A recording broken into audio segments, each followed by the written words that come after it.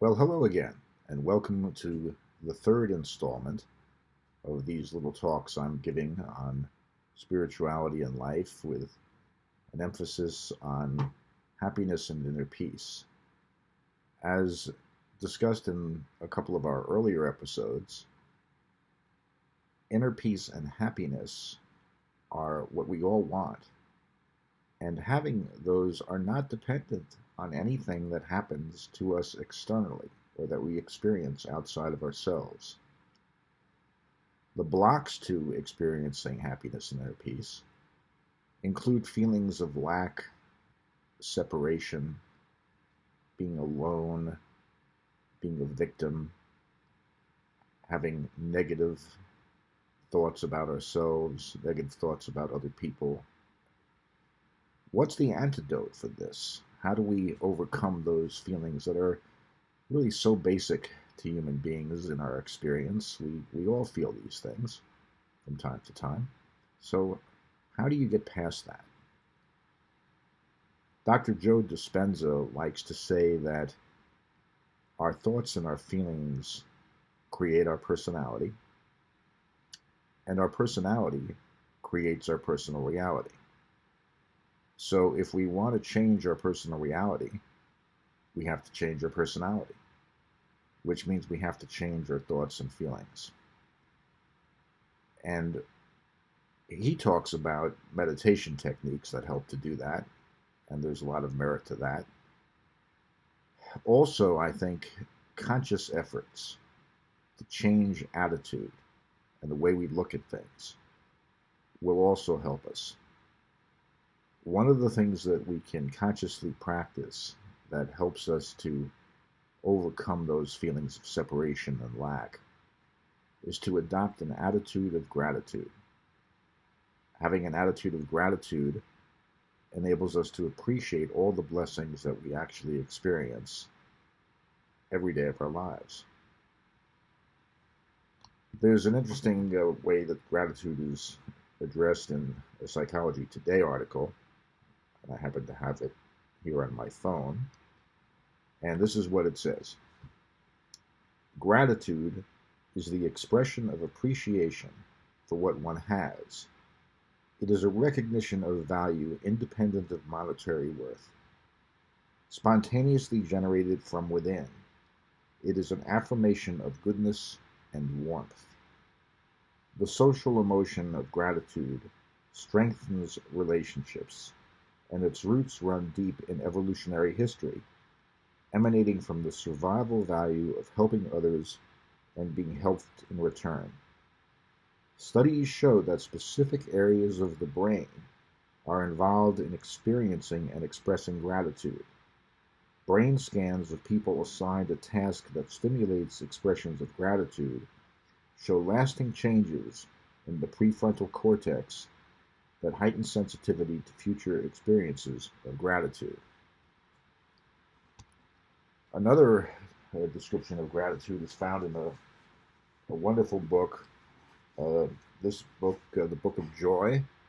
This is a series of talks between the Dalai Lama and Archbishop Desmond Tutu, as told through Douglas Abrams, the co-author of the book. It's a great book.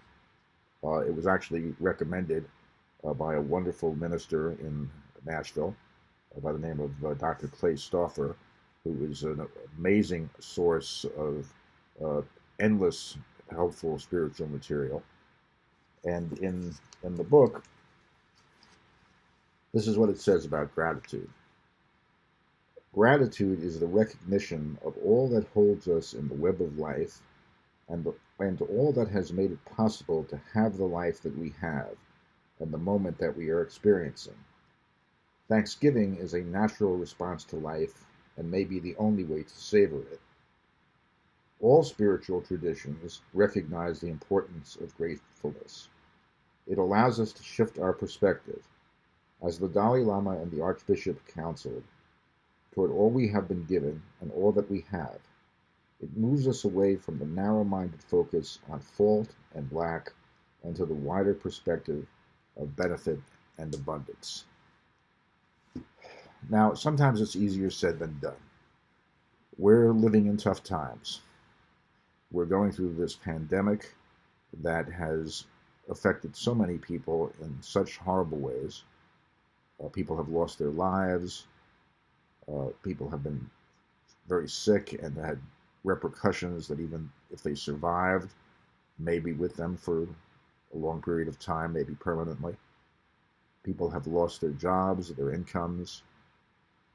It's hard to be grateful in a time like this. But for many of us, there is a reason to be grateful because, first of all, a lot of us are somehow surviving this. Those of us who have not gotten sick, who've not lost our jobs, have not lost our incomes, we have much to be grateful for in that we're doing okay. And we should, certainly be praying for and thinking about those of us who are not.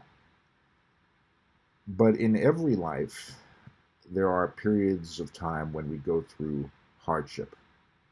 We all experience, if you live long enough, everybody experiences tragedy, heartbreak, illness, the downsides of life.